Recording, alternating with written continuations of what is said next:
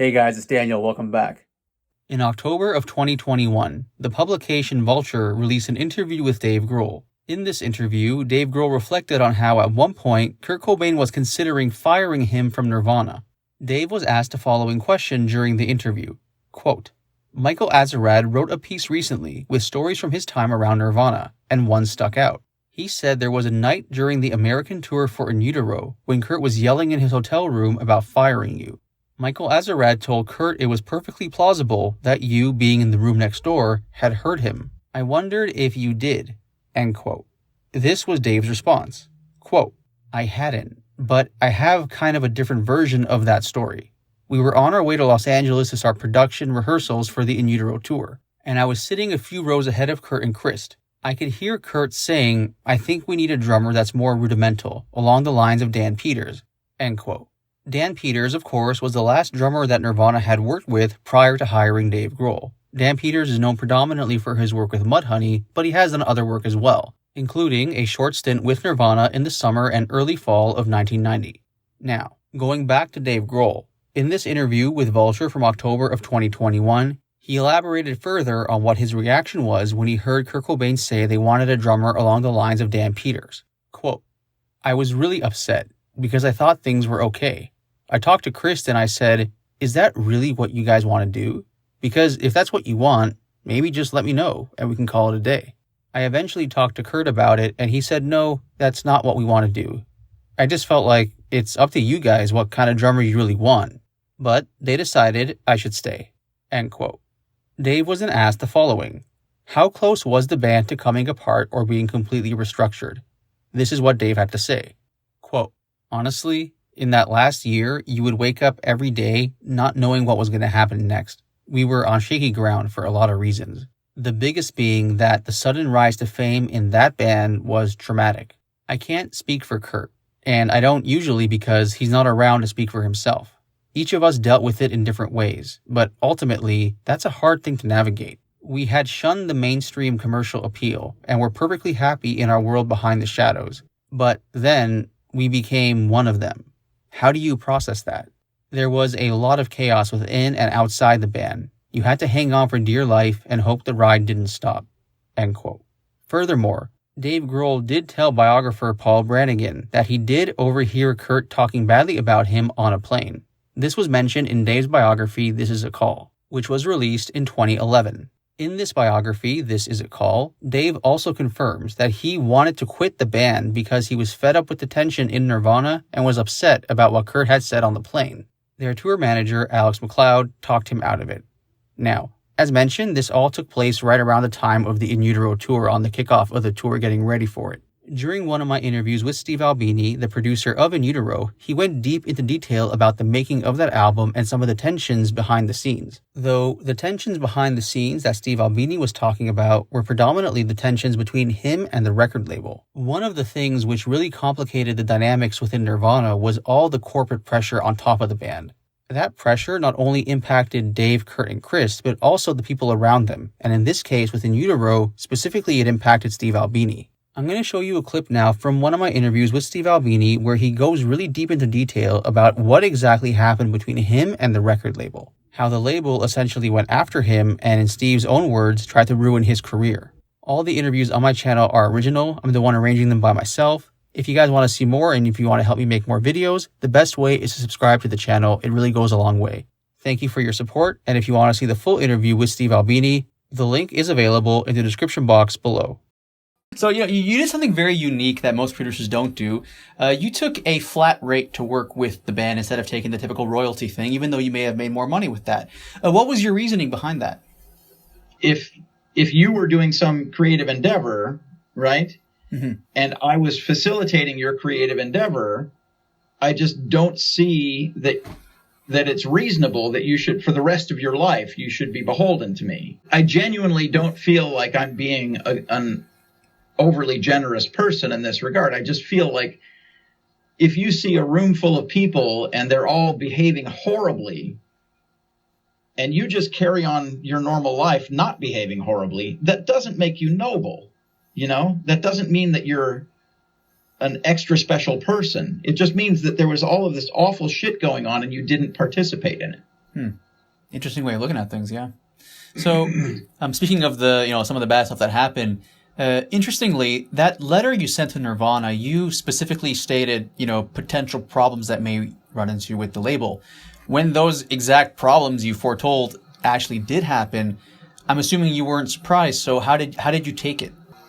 Like you said, I wasn't surprised. There was an active attempt to wreck my career on the part of the people associated with that record label. And,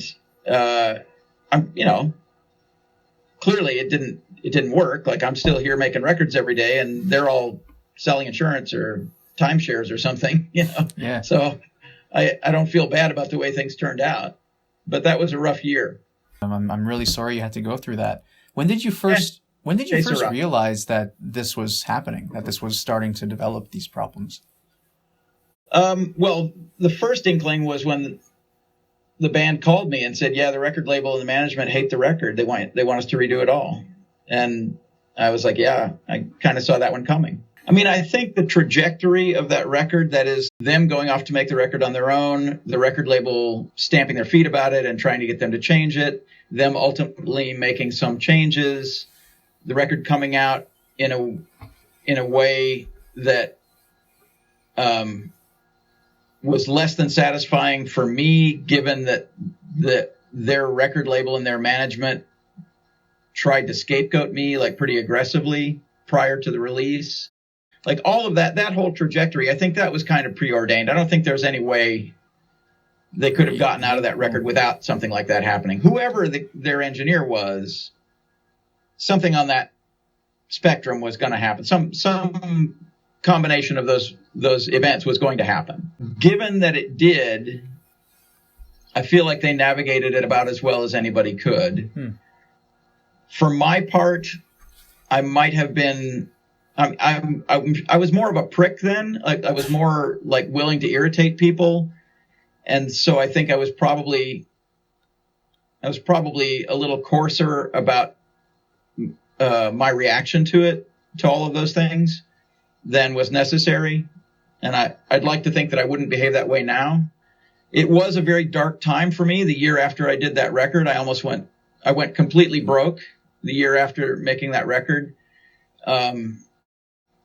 There was an aggressive campaign on the part of Geffen Records to discredit me or embarrass me or try to cause me harm, which was effective in that I lost a lot of business in the intervening year or so. But I don't personalize that toward the band. I feel like the band were the one party in all of this who were not taking shots at me, Yeah. They were very circumspect when they were talking about the process of making the record in interviews and stuff. Like, they didn't want to ruffle any feathers. And so they didn't personalize their complaints very much. I'm gratified by the fact that they didn't scapegoat me to the extent, that their record label and their management did. It was a surreal experience to have this big corporation have invested a lot of money and their sort of publicity capital in a record by the biggest band in the world, and have those very selfsame people shit talking me to music journalists and other people in the music business and actively trying to cause me harm. That was a very surreal experience for them to be shitting on this record that was obviously very important to them. From a business standpoint, it was going to be a huge record. And I just didn't get why they were shitting on the record. And then as a secondary effect, shitting on me. I just didn't get it. And it was an unpleasant period for me. The year after making that record, I saw a big drop off in my normal clientele.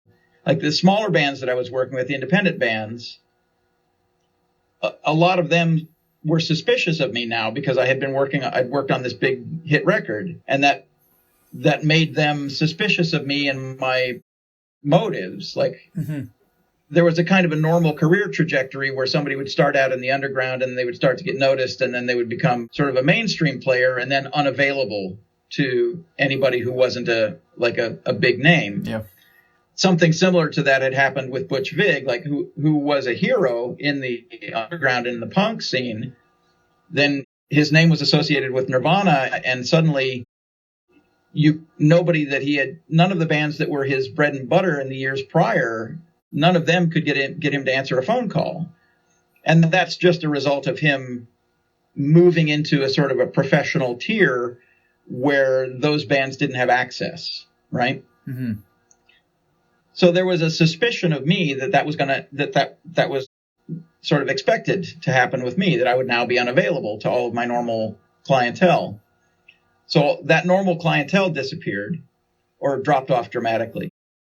And then the sort of mainstream or major label artists were being actively discouraged from working with me. And I know this because I have friends who were in the process of making records in the year or two after that, who were told explicitly by their handlers that they were not allowed to work with me. They could work with basically anybody else. They just weren't allowed to work with me.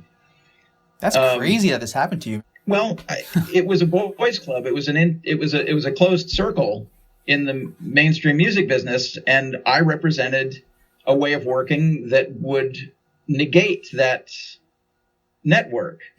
And so I'm not surprised at all that people were discouraged from working with me. But I can imagine that there must have been other individuals who were also very much in line with the punk ethos. Why were they so intimidated by you in particular? I don't know that people were intimidated by me. I think that people saw me as a liability.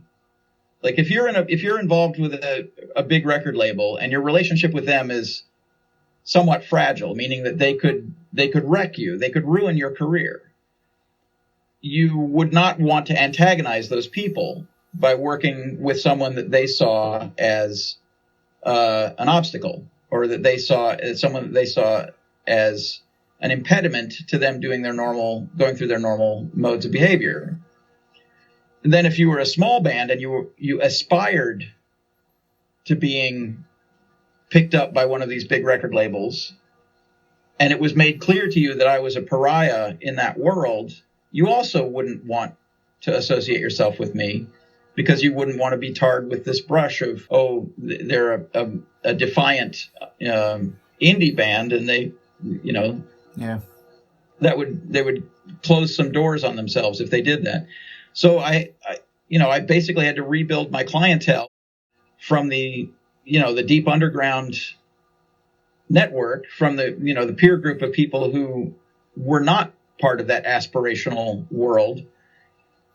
And I had, existing clients, people that I had worked with for years that stuck with me, but I had to rebuild my new clientele from the ground up, basically. Jeez. I'll never forget the moment. There was a moment, maybe 6 months or so after the release of that record, where I did the books on the studio, and I paid all the utilities, and I paid the salaries for the other employees, and I paid the insurance, and I paid everything, and I had 50 cents in the bank. Like, my bank balance after paying all my bills and doing payroll and the mortgage and everything, my bank balance was 50 cents. And that was, unusual for me at the time, because I had been working very steadily and I had built up a bit of a cushion, which allowed me to survive that fallow period. The band made the record on their own terms.